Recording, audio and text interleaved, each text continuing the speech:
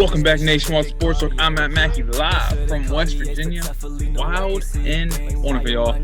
Episode 101 underway, and we got a good one for you because we are breaking down the playoffs, the national championship game, and still talking about college basketball because it's a big talk right now. But live from Morgantown, my co-host, Caleb Lane. Caleb, say what's up? What's going on, guys? Hope everyone had a great short week for this week, and we got a lot to talk about, especially in the NFL with playoffs coming up this weekend. So let's get into it. That's right. Playoffs start this weekend, actually tomorrow to be exact, and we got 2 days of NFL football, 2 triple headers, 3 games on Saturday, 3 games on Sunday, and I think honestly, all 6 games could be a potential good game. Mm-hmm. There's one game I can see that could possibly be a blowout, 1 or 2, but other than that, I think they can be pretty close ones. Yeah, I'm with you on that. I've looked at this schedule. I think, like you said, every game's going to be probably close or a 1 to 2 score game. Couldn't agree more. So let's get into the NFL playoff talk with us, Caleb.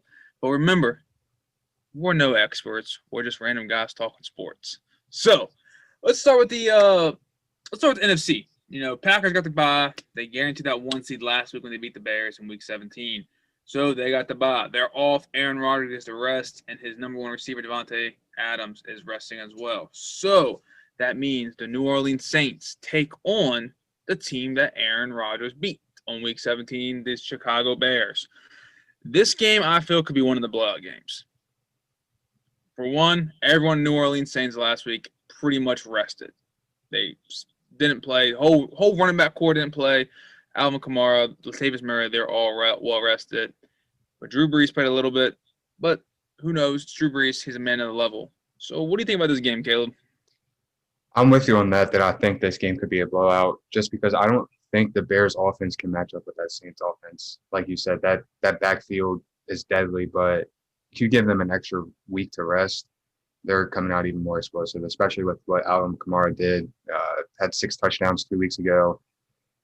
I think this Saints team is going to come out hot, come out ready, and I think they really won the Super Bowl. Like, I think Drew Brees is trying to make that push towards the Super Bowl before he retires, and I think this Saints team's trying to rally behind him and get him there.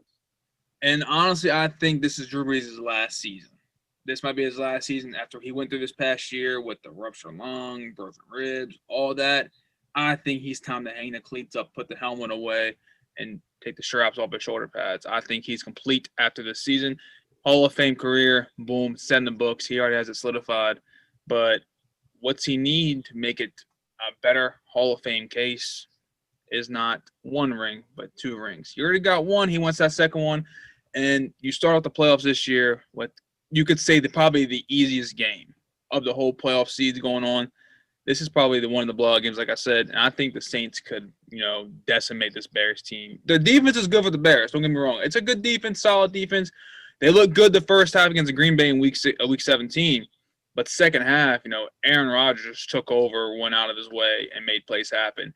And the crazy thing is, this Saints team is more offensive deadly than what Green Bay is. A lot more weapons. And the key factor is, you got Trubisky. I get he's played well the last half of the season, but look who they played. You gotta look at the slate, look who he played. He doesn't make smart decisions. You can go back to old Deshaun Watson, Pat Mahomes, the whole debate, that kind of thing. Like, what if Chicago Bears drafted one of those 2 guys? You can always go back to that. But we do know who the backup is for Chicago Bears, and it's Nick Foles. And we know what he can do stepping in the playoffs. So, Caleb, give me your prediction on this game. I'm going the Saints by 2 touchdowns. I think I mean, like I said earlier, I just don't think that this Bears offense can keep up with this Saints offense. And it's not like the Saints defense is terrible either. I mean, it's a decent, good defense. And they're consistent too. So I think they're going to force Trubisky or Foles, whoever comes in, to make a lot of mistakes, and Drew Brees and Alvin Kamara and that offense will capitalize off those mistakes. And you look at the Bears team, you can say Trubisky, Foles, but that offense has been solely based on David Montgomery this past half season. He's played well. He's a top 4 rushing leader, and he proved himself. So if the Saints just key in on that, this team's gonna get ugly quick. They shut down Montgomery. They could probably win by more than 2 TDs, Caleb. But I like the Saints in this one, and I think they can win this one, go to the next round, and solidify. All right, Drew Brees, you got your first round win. Let's go get more. The next game in NFC, we have the 3-seed Seattle, who's taking on the 6-seed Rams. A nice division playoff game. This is going to be one of the good ones. I feel like that. It's going to be a good game. Now, if Jared Goff plays, we don't know because Taylor Heinicke, he didn't. He won the game for him last week, but it's just the fact they played the Cardinals, so you got to look at that as well. And it's Seattle. DK Metcalf playing well. Russell Wilson has shined in moments against big games, you can say. I think Seattle is going to win this one pretty well. I agree. I'm probably taking 2 or 3 touchdowns on this one for Seattle. I mean, just the way this team's performed this year, and then you add on Russell Wilson, who's performed phenomenally this year. Without Aaron Rodgers having an MVP season, we could say Russ is runner-up. But you could say that the first half. First half, second half, not so much. Yeah. I think Josh Allen might have jumped him a little bit, but my boy, I'm still taking Russ over this. I mean, he performs in big-time games, like you said, and I just don't see Russell Wilson losing in the first round of playoffs. I don't either because I think Russell Wilson, he's in the same mindset as Drew Brees. I want another ring kind of thing. And he knows, when he won his first ring, it was all solely based upon that defense they had. That Legion of Boom, Rich Sherman, Cam Chancellor, those good guys. They still got one left over, Bobby Wagner. He's still there for him, captain in that defense, but it's the fact that it's not the same as it was before. Plus, you're going against a Rams team who has a great defense. Aaron Donald, Jalen Ramsey, those guys. The offense is questionable right now because you don't know for sure if Jared Goff's going to play. I haven't seen he's been rolled out yet. I know he didn't play in Week 17 with a broken thumb, and if it's a broken thumb, he's probably not going to play this week because you can't throw with a broken thumb. It's a big loss for them too on the offensive side. Yes, 100%. But Cam Akers played well for the Rams. He stepped up a lot. So I'm liking the Seattle team by 10. I'm thinking a little bit more. I'm probably thinking 14 or 21, but especially if Goff's not out. But if Goff's in, I'd say probably 10. All right. Next game, we got an NFC. The surprising number 4 seed football team going against number 5, Tom Brady and the Buccaneers. Now, here's the kicker. Chase Young, I think he kind of messed up a little bit. He literally ran off the field after that win against the Eagles saying, we want Tom Brady. You don't want to piss off Tom Brady. You do not want that, Caleb. You know that as a football fan that you're a rookie. You're calling out a legend. You're calling out a Hall of Famer. You're calling out the best quarterback in NFL history. You don't want that. Not really, but then again, I mean, if you look on the flip side, you kind of don't want to be the Buccaneers in this first game because you're going up against a really good defensive line. Obviously, the secondary part of this defense has been shaky. They've made some really key plays in this year, but there's so many times where they've just been shaky, and Tom Brady's going to exploit that. But like I said, I mean, if you're Tom, you kind of look at this game, and you're like, oh shit, okay, Chase Young's fired up, he's ready to play me, so I'm gonna get even more fired up.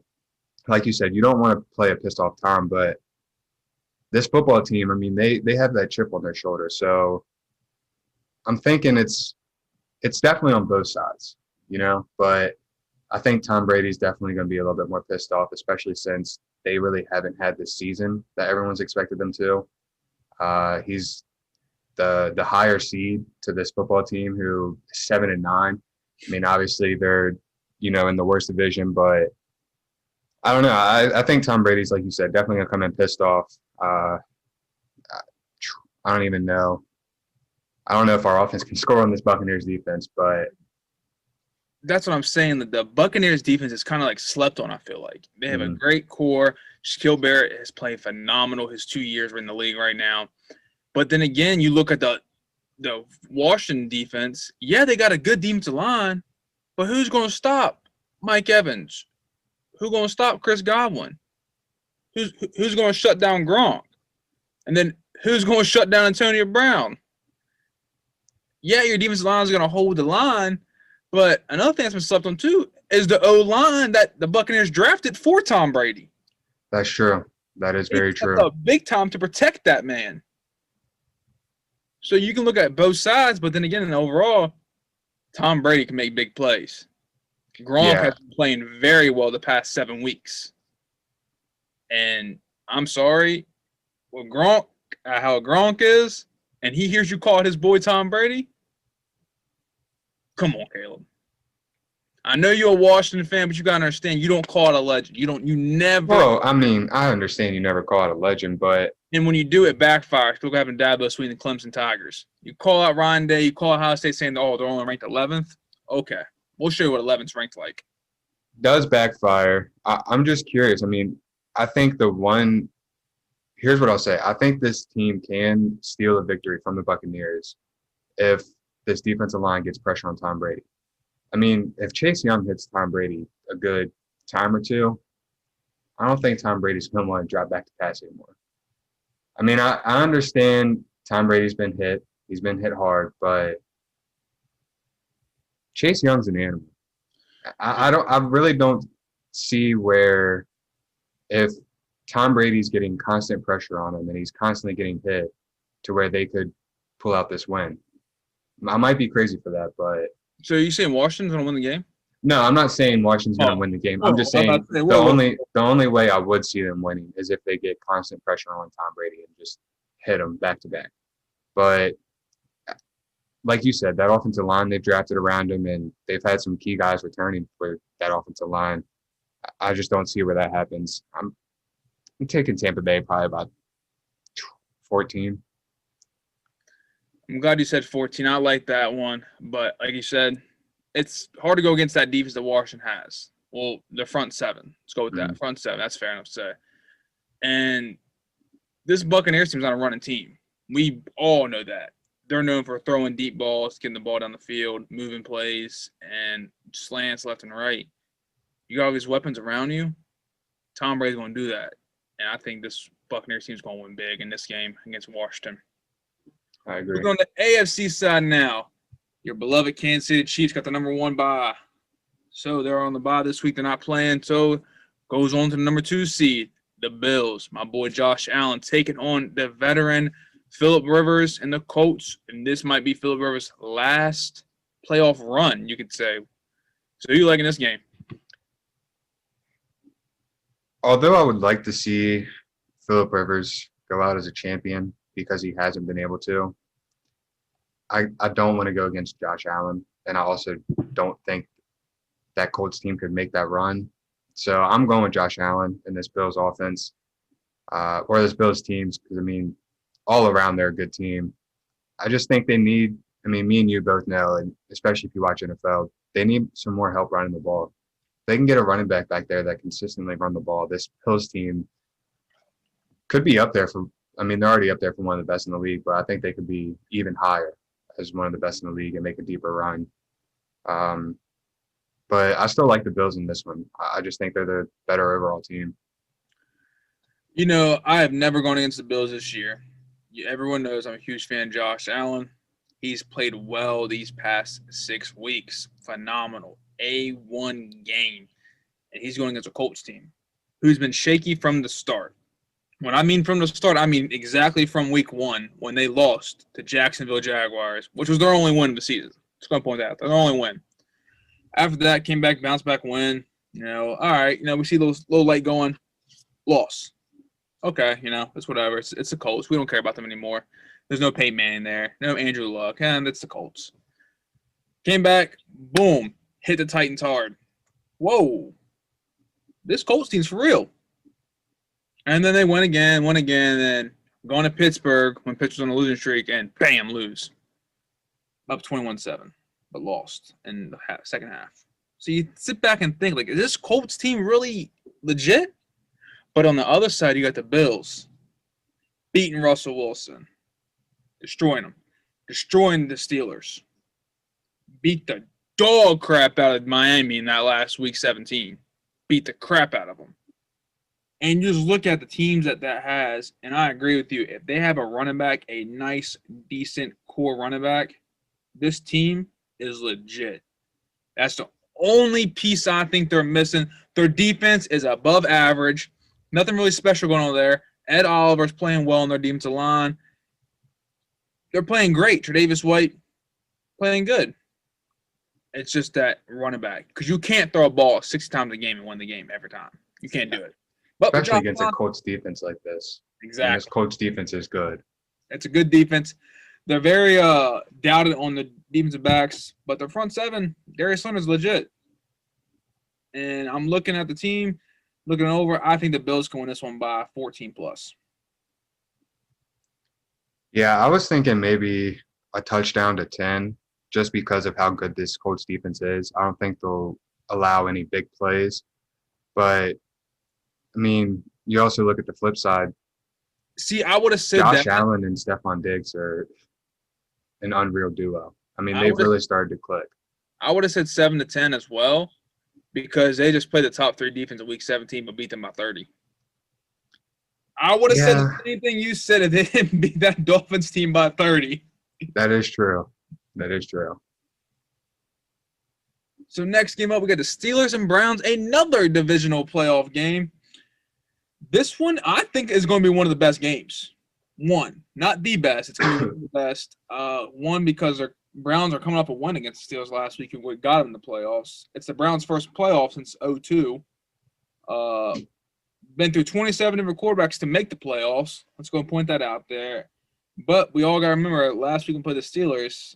The Steelers had no one playing. Yeah, and Browns also don't have their head coach, play caller. I think their offensive line coach. It's their strength training coach being the head coach this week. Yeah, that's risky. It is, but you also look at it. I mean, me and you both have been in the locker room. The strength and conditioning coach is the coach who's really always around the players. Motivates. So knowing that, which I didn't know that before you just told me, call me crazy, but I'm taking this Browns team. I think they have that chip on their shoulder of not being in the playoffs. They have, they're out without their head coach, but I think that strength coach will be able to give them the motivation they need. I mean, that strength coach really, they know how to pump players up and get them ready to lift and get them ready for games. And then you just take on this Steelers team and the shaky road that they've been on this last half of the season. I really don't know if tough. What was that? When their games got tough.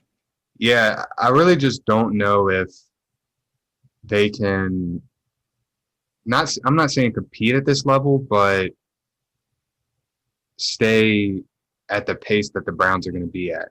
I mean, the Browns can run the ball, they can throw the ball, have an amazing defense with Myles Garrett. I just don't see where I go against the Browns in this one. See, I was thinking the same thing. Like I said, the strength coach is head coach in the game, motivator, pushing you, that kind of thing. But then I look on the other side, the Pittsburgh Steelers sideline. They got a guy named Mike Tomlin. And Mike Tomlin is a great coach. And you look at the veteranship that the Steelers bring and their defense they have, with T.J. Watt having the best year in the whole league. And then, Minkah Fitzpatrick back there. I really like the Steelers team, but I'm not going to go with a blowout. It's going to be within 5 points. I'm saying maybe a 4-point victory. Yeah, I think whoever wins, like you said, it's 4 or 5 points. I mean, maybe a game-winning field goal to end it. I don't know. Yeah, it might come down who has the ball last. Yeah, definitely going to be a close game. So the last game of the talk, we got the number 4 seed, Tennessee Titans, taking on the number 5, Baltimore Ravens. And I think this is going to be the best game of the weekend. This game is kind of like a redemption game for Lamar Jackson and the Ravens because they lost to Tennessee last year. But Tennessee has a guy named Derrick Henry running the ball who has over 2,000 yards, a guy named Ryan Tannehill throwing the ball, and a receiver named A.J. Brown. Ravens, yeah, they've been playing great the last 5 weeks. Lamar Jackson stepped up. Des Bryant's playing well. J.K. Dobbins stepped up. Mark Ingram, he's in the mix. And you look at both sides, they both got same kind of defense, average. What I'm looking at is the O-line for that Tennessee Titans team. Hard knocks O-line. They will move your defensive line 5 yards on the field to make sure Derrick Henry has a 6-yard gain. Yeah, this is a tough one for me because the Ravens' offense is so deep, especially in that running back group. But I just don't think you can go against Derrick Henry, especially what he's done this year and then what he did to this Ravens team last year. I understand they've added some key parts to their defense, but I still want to go with the Titans in this one. I think Derrick Henry's going to run all over this Ravens defense. Tannehill's going to have a day, and I think A.J. Brown's going to have a day as well. Couldn't agree more. I like the Titans this one. I think it's going to come down to who has the ball last. That's what I'm looking at, how I'm predicting it. And I think the Titans will have the ball last and get a nice victory in this one. So, Caleb, before we end the NFL talk, give you the season update. You are sitting at 141 wins, 75 losses, and 1 tie. I'm sitting at 148 wins, 68 losses, and 1 tie. I got a 7-game win over you, and we just picked 6, and we only have 1 difference. Well, looks like you took this year again. Roger that. Just came across my phone here that Jim Harbaugh just signed a new contract extension with the Michigan football program. That caught me off guard. I love that. Yeah, as a Ohio State fan, I would too. Yeah. Harbaugh entered the 2020 offseason with a year remaining in his contract, but he said last month that he was committed to staying with the Wolverines. He went 2-4 this past year, and Harbaugh's 6th season at the school and his first losing record since 2014. And he has a contract extension, and it has yet to be disclosed what's happening in that contract. So I pointed out there for you. So now moving on to college basketball, the recap of the week. A lot of things happened. We're going to talk about the games we talked about on Monday, today. And the first one, Illinois cruised by Northwestern, beat the dog crap out of them. Michigan State dominated Rutgers. Kind of caught me off guard as well. So, out of those 2 games, what do you see the light out of Michigan State or Illinois? I'm really impressed with this Illinois team. I know I've talked a lot about them this year, but, I mean, we talked about how good this Northwestern team is defensively. And for Illinois to go in and put up 81 points, that's the most anyone's put up against this Northwestern team this year. Yeah, that is the most. Second most. So, just being able to see how this Illinois team can score against a really good defense, I think is key to me. That duo in Kofi Cockburn and Ayo Dosunmu. I think anyone who watches the show knows I'm heavy on that duo. I probably will be riding that duo until March Madness because I love the way this Illinois team plays and how aggressive and how fast they get up and down the floor. Yeah, the way they beat Northwestern by 25 points at Northwestern caught me off guard. Kofi Cockburn had 18 points. Stud, missed 1 shot. 1 damn shot. And your boy Ayo had 15. It led the way for them to get the victory. But you got to look at Northwestern and you got to sit back and think, okay, you were just a top 25 team. Yeah, you're playing the best now in the Big Ten, but you got to step it up. You're going to survive and do better. So I like the Illinois team as well, but you're high on them. And it's kind of good to see Illinois getting a lot of talk this year when they usually never do. Yeah, I agree. Same thing with Iowa, too. I mean, I think I'm just big on Big Ten basketball this year. I mean, we've talked about it a lot. Big Ten basketball is probably the best in college basketball right now. But just seeing how aggressive those teams are in the Big Ten, I think is my favorite part of it. Exactly. Big Ten basketball is probably the top 2, them, the Big East, and actually the Big 12. 3 good conferences this year. Now let's look at the other Big Ten game that we were talking about. Michigan State and Rutgers. And that was a 23-point win by Michigan State at home. And you said it yourself, Aaron Henry going to have a good game. Harper was only held to 13, but he was the leading scorer for the Rutgers team. And you ain't going to win games with your best player when he's having 13 points. Held to 45 points. So it's kind of like, whoa, what's going on with Rutgers right now? But Rutgers, I'm glad they're back well. I just like Illinois, I'm glad they're getting talked about more. But this Michigan State had to win this game to make sure they're still known and able to fight for a natty.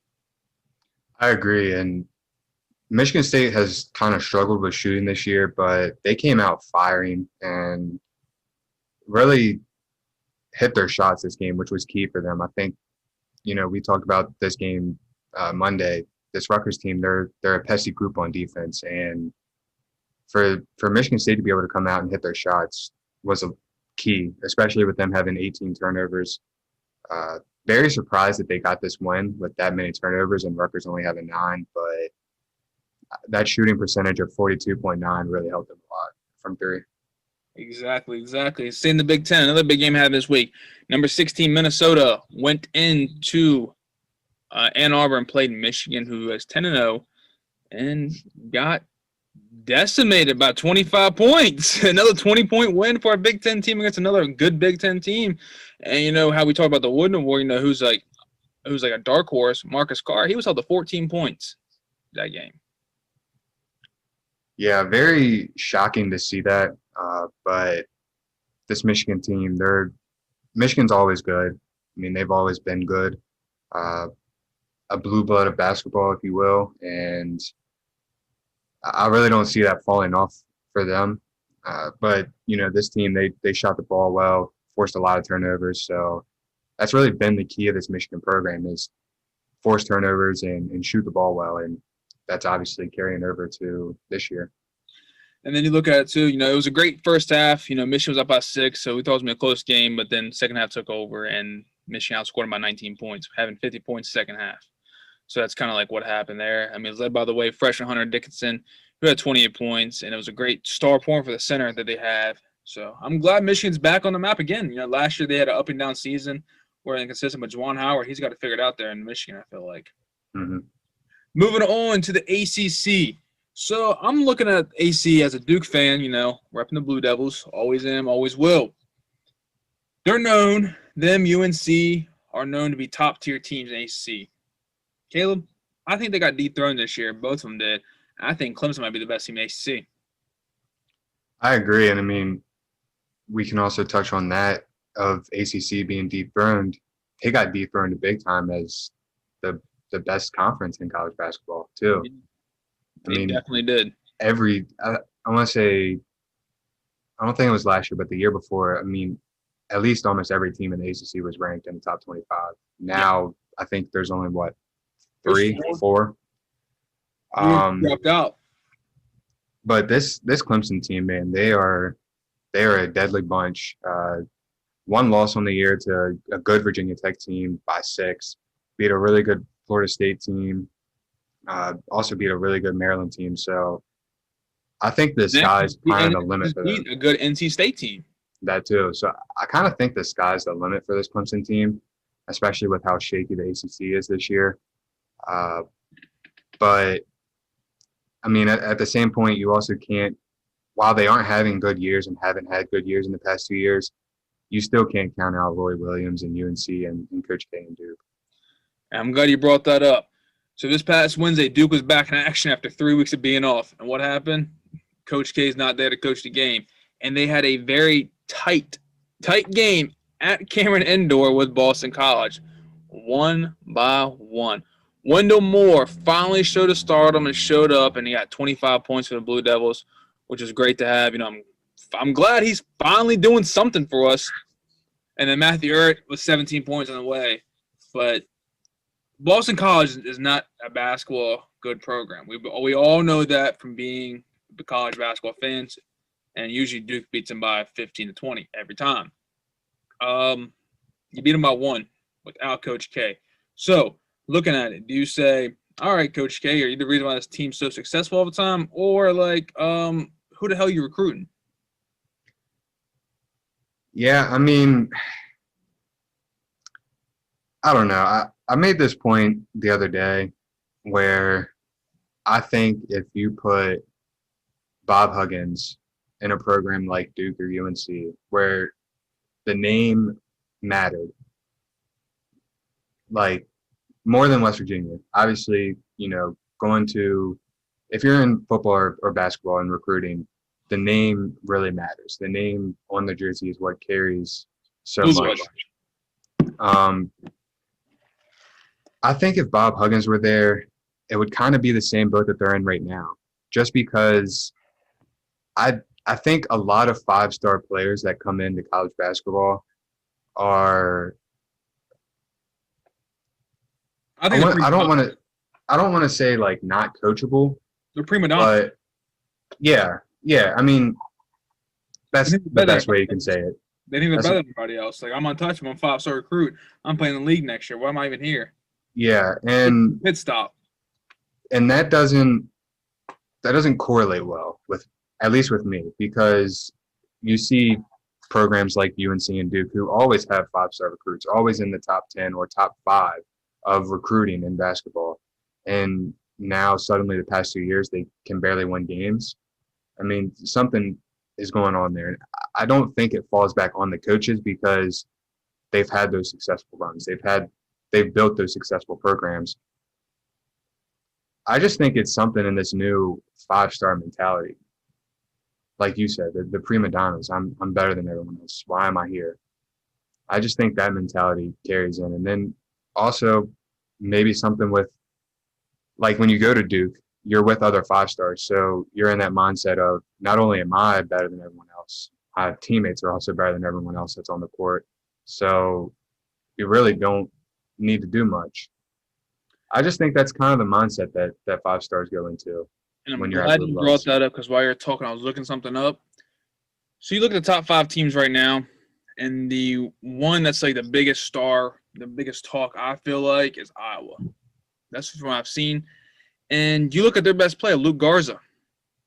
He was a 4-star in high school. Okay, he was like a 3 or 4. Not bad at all. You're good. You're still top tier. I was looking at his offers. His offers don't consist a single blue blood team. Kentucky, no. UNC, no. Duke, no. The best team he really had that offered him was Virginia, who's known to be ranked. Iowa, obviously raising that now. Alabama, Notre Dame, Georgetown, Georgia, Indiana, James Madison, Louisville, Nebraska, Northwestern, Penn State, Virginia Tech, Maryland, Stanford, Virginia. Actually, my bad. Maryland, Stanford, Virginia didn't offer them. You look at that. I bet you every school's regretting that decision. Exactly. So it goes to show you can find the best player. That's not a 5-star because Luke Garza wasn't one. Obi I think Toppin it's more that chip wasn't on one who won the Wooden Award last year.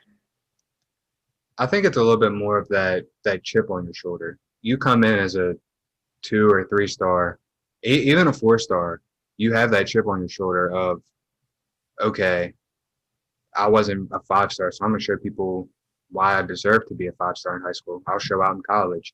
And then you also take in the fact that, oh, no blue blood team wanted to recruit me. Duke didn't want to recruit me. UNC didn't want to recruit me. Kentucky didn't want to recruit me. Okay, I'll make them regret that decision. I'll carry this team to a top 25 team in the past 3 years that I've been there and make them one of the best teams in college basketball. And he's the best player in college basketball, I want to say right now. So, yeah, I think just coming in as a 5-star, I think that really hurts a lot of players. So moving on to the best games of the week in college basketball. We got some showdowns going on Saturday. The best one of the day, best one the whole entire weekend, I feel like, happens on Saturday. Number 4, Texas taking on WVU at Morgantown. No fans are going to the game, but I think the Coliseum is more based upon the history, not the fans. So, Caleb, Texas struggled against what's Iowa State? Yeah, I went against Iowa State as well, just like WVU did. And I kind of like the WVU in this one. I do too, especially with that comeback when they had, what was it, the 4th, whenever that was, Tuesday. so against Oklahoma State. The way that they were able to bounce back and come back and fight their way back to a victory in that game was remarkable to me. I think that kind of set the tone for their season this year. I mean, they got off to a really good start.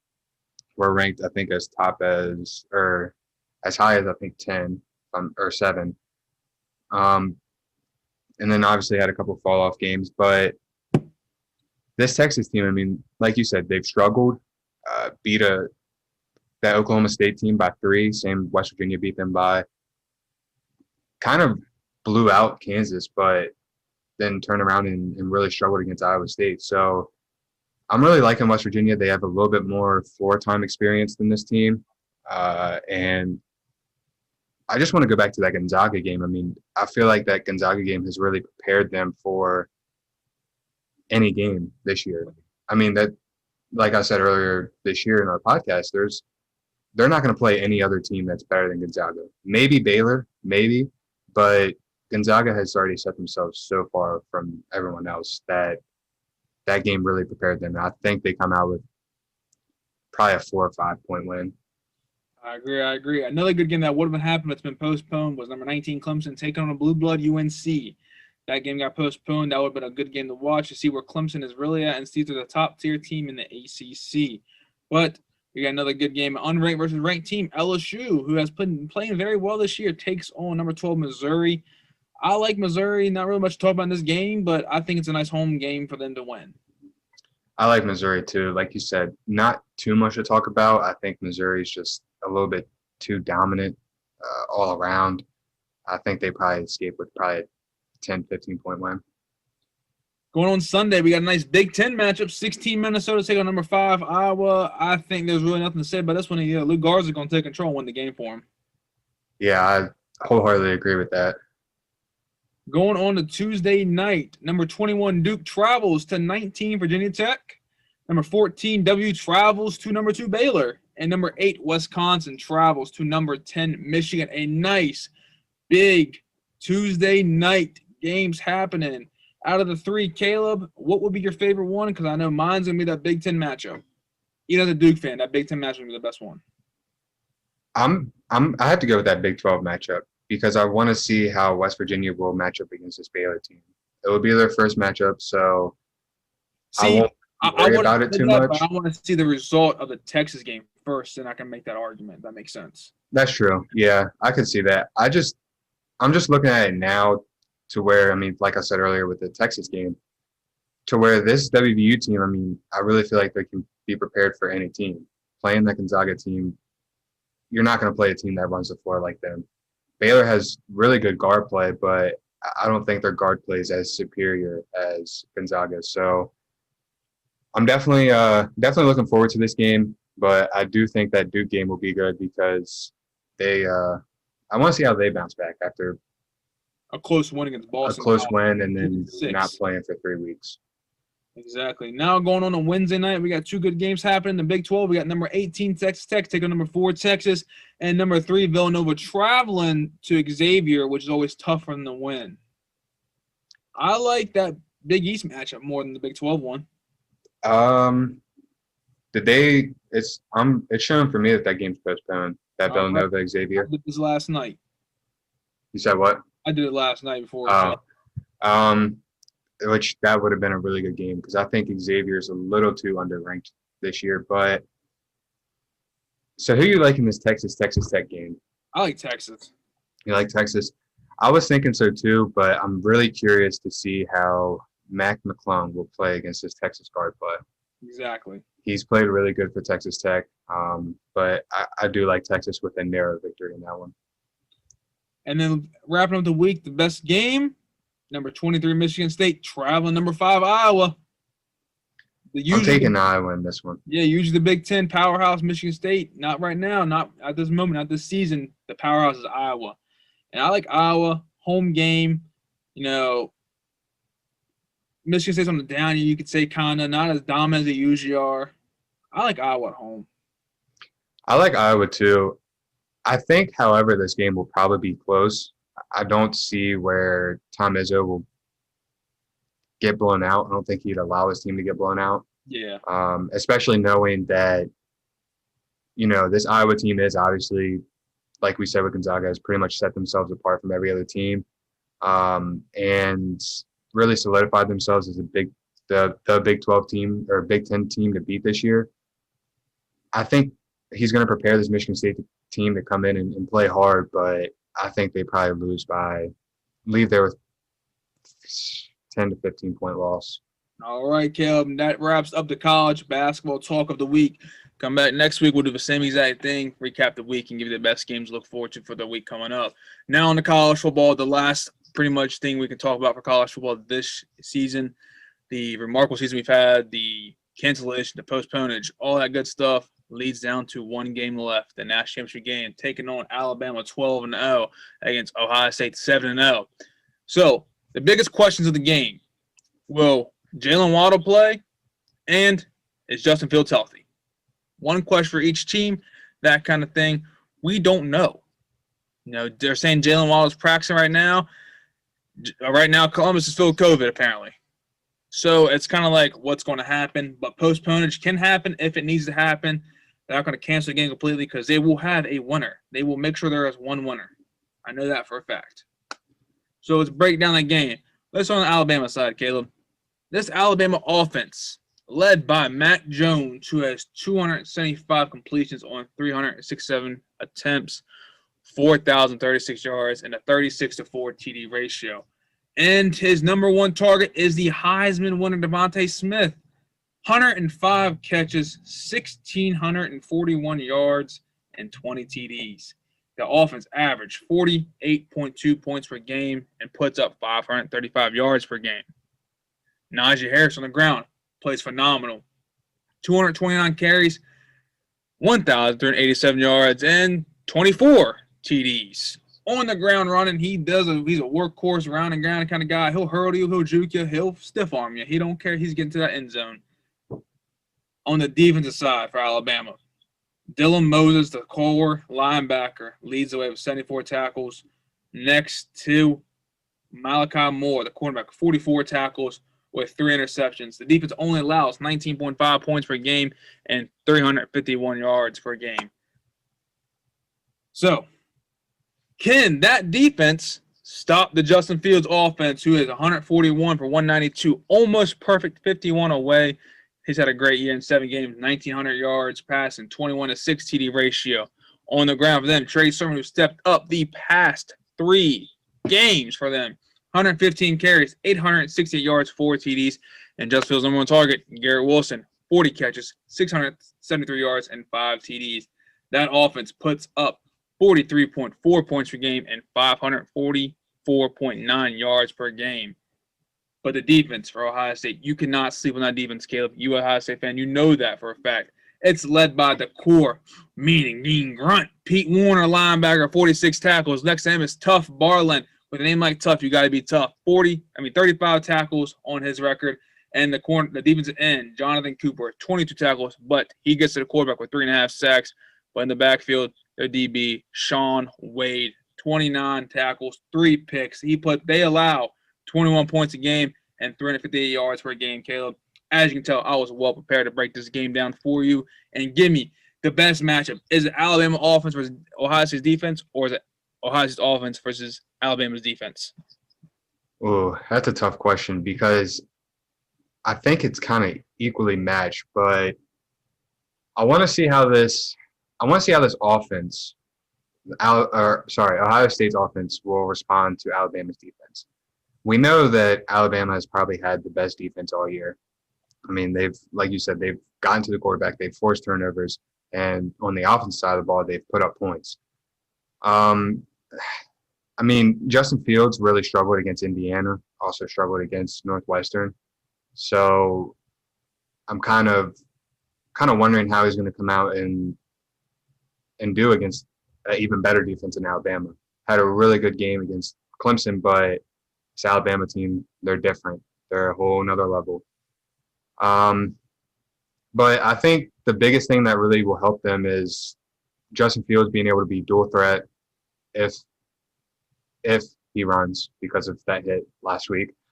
And then you had Trey Sermon in the backfield with, I mean, like you said, really stepped up the past 3 games and what he's been able to do. Added so much fire to this offense, I believe. But I mean, you can also say the same thing on the flip side. I want to see how this Ohio State defense does against this Alabama offense, because this Alabama offense is so deadly and so explosive. My candle went out. Sorry. But I mean, so what's your, who you think, or not who you think, what are you looking forward to? I'm looking forward. So I'll look at the Clemson Ohio State game real quick. That Clemson defense on the same defense as he's been known for in the past. It was known for that defensive line they had. So seeing what they did before, and that's what shows how the Ohio State played for that. You know, they didn't have to worry about the whole defensive line front. It was more about that linebacking core for Clemson that was solid for them. You look at Ohio State's defense. Their defense at line got to Trevor Lawrence, tore him apart. That's what won them the game. They shut down Lawrence. They brushed him. They charged him. They hit him a couple of times. That's what I'm looking for. I'm looking forward to see this Alabama offense going against Ohio State defense. If Ohio State's defense can play like they did against Clemson, they have a good shot to win this game. But I'm not really worried about the Ohio State offense against the Alabama defense, because I think they can put up points. Because Ohio State's defense corner right now is probably looking at that game with Florida. What were the holes they had? What were the key points to make them plays and make that high-scoring game happen? So, other side, it's just that Ohio State defense, you got to step up. That's the only thing, because this offense is loaded. And if Jalen Waddle's back, you got to worry about him as well.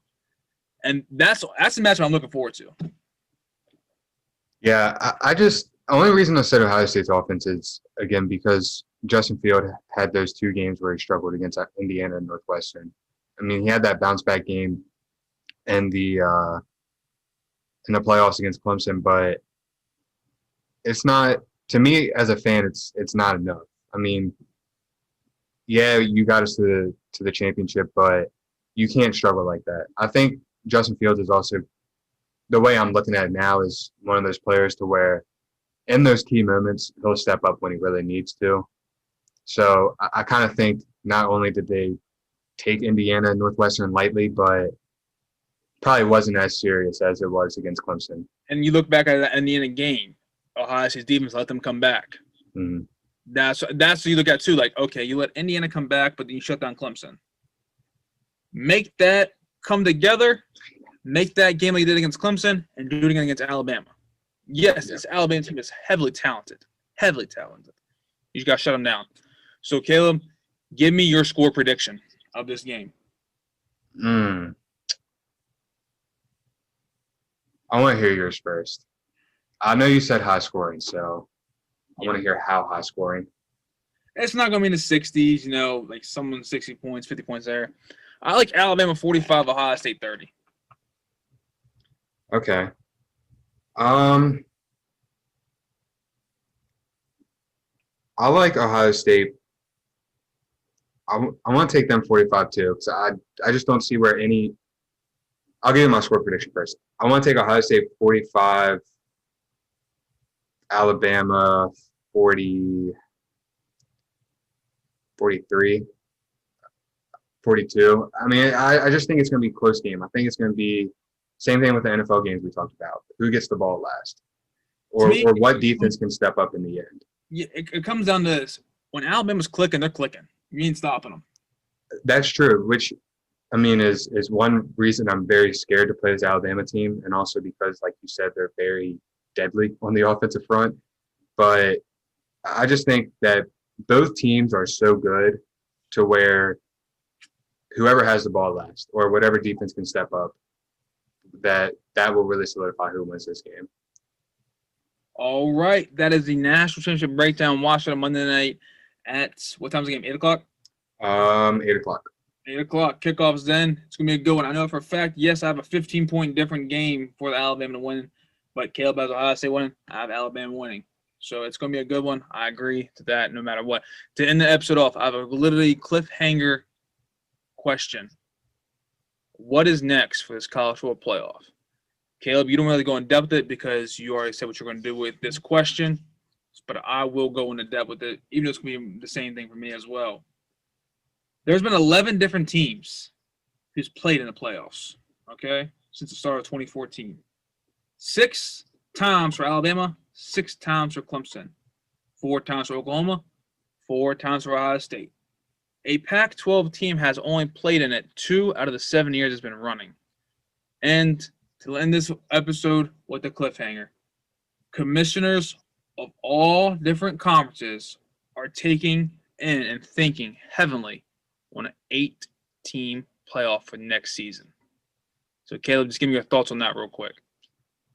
I mean, we've talked about it heavily on this show plenty of times. I think it's long past due, especially with the stats that you just put out. And I think it makes for an even more exciting playoff, even more exciting football year. And it gives every team something to fight for because you get the chance to be in playoffs. Be in the top 10, 9 times out of 10, or 8 times out of 10, you're in the playoffs. Exactly. So leave you on that question mark. Next week, come back to the show. We'll give you the next second round of the playoffs, divisional round of the playoffs for the NFL. Break that down for you. Give a recap of the college football national championship game. Give you the best games of the week for college basketball, and then look forward to the end of the episode concluding on me, Caleb, and I's New Year's resolution for sports in 2021. So, Caleb, say your peace, love, and goodbyes. All right, guys. Like Mac said, that was episode 101. We thank you guys for tuning in. Hope you guys like, subscribe, and comment.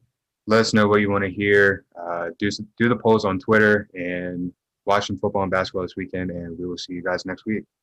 Like Caleb said, like, subscribe, and share, and comment as well. Do the polls on Twitter.